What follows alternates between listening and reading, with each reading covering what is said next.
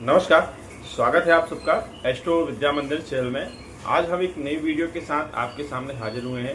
आज हम बताने जा रहे हैं कि राहु केतु के ग्रहों का मोशन क्या होता है, किस तरह से हमारी कुंडली पर इनका प्रभाव होता है और वास्तविक जीवन में इनका क्या प्रभाव होता है और किन ग्रहों से मिलकर ये क्या रिजल्ट देते हैं। देखिए, राहु केतु जो ग्रह होते हैं कभी भी एक तरफा रिजल्ट नहीं देते हैं।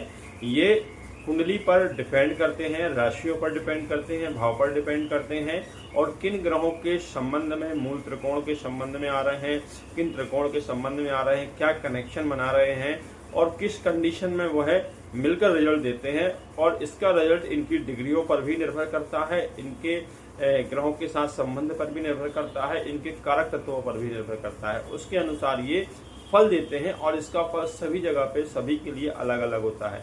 किसी को कम मिलता है, किसी को ज्यादा मिलता है, किसी को थोड़ा मिलता है, किसी को अच्छा मिलता है तो किसी को बहुत अच्छा भी कर जाते हैं राहु केतु। इस तरीके से राहु केतु जो है वो हमारे जीवन पर प्रभाव डालते हैं। पर वास्तविक रूप से देखी जाए तो एक छोटी सी संरचना यदि हम समझें राहु केतु के बारे में, तो राहु केतु दोनों मायावी ग्रह के अंतर्गत में आते हैं। राहु को तो खासतौर पर मायावी छाया ग्रह बोला गया है और इसकी कथाएं आप सभी को पुराणों के अनुसार पता होंगी और भी आप इसके बारे में जानते होंगे। वैसे देखा जाए तो राहु 9 ग्रहों में सबसे क्रूर ग्रह और पापी ग्रह माना जाता है। यह धोखा सबसे ज्यादा देता है जिस भाव में होता है, जिसके अकॉर्डिंग यह अनुसार काम करता है। राहु आपके दिमाग में सभी चीजों के लिए एक भ्रम पैदा करता है। राहु गलतफहमी का शिकार भी देता है। कई बार जैसे आपको गलतफहमी हो जाएगी कि मैं बहुत बड़ा रईस आदमी हूँ या मैं बहुत बड़ा इंटेलिजेंट हूँ। इस तरीके से ओवर कॉन्फिडेंस में भी राहु जो है वो भ्रमित करता है। साथ ही साथ राहु बदनामी का कारक भी होता है, राहु कलंक का भी कारण होता है। जहां बैठता है, जिस ग्रह के साथ बैठता है, उस ग्रह के कारकत्व के बारे में आपके दिमाग में भ्रम पैदा करता है। जैसे बुध के साथ राहु बैठेगा यदि, तो बुध के साथ बुद्धि को भ्रम करेगा और साथ ही साथ दृष्टि संबंध बनेगा तो आपको लगेगा कि आप बहुत बुद्धिमान हैं, जबकि ऐसा होता नहीं, आप बुद्धिमान नहीं होते हैं। ठीक है। और साथ ही साथ आपको हरकतों में भी, आपके व्यवहार में भी राहु जो है वो चेंज करेगा।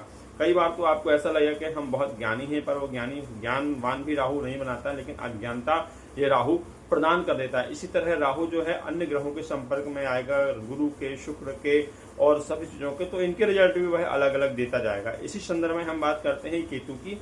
तो केतु राहु का ही अंश है, आधा पार्ट है, लेकिन केतु आध्यात्मिक की तरफ हमको बढ़ाता है, आध्यात्मिक वाली चीजें देता है, डीपनेस देता है, डीप अटैचमेंट देता है और बहुत सारी चीजें जो है केतु वो हमको देता है। केतु मोक्ष का कारक भी होता है। यह आपको दुनिया के प्रति, सभी चीजों के प्रति इंटरेस्ट पैदा को खत्म करता है, दूर करता है। आपके सभी जगहों से मन को हटाकर आपको मोक्ष की तरफ ले जाता है।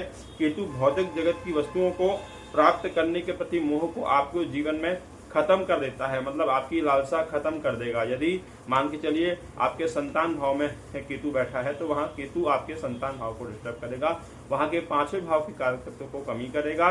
7 में बैठेगा तो 7वें में भी करेगा, लगन में बैठेगा तो शरीर के प्रति आपकी जो है इम्पोर्टेंसी है वो खत्म हो जाएगी। धीरे धीरे आपको जो है वो राहु इस तरीके से प्रॉब्लम देता रहेगा।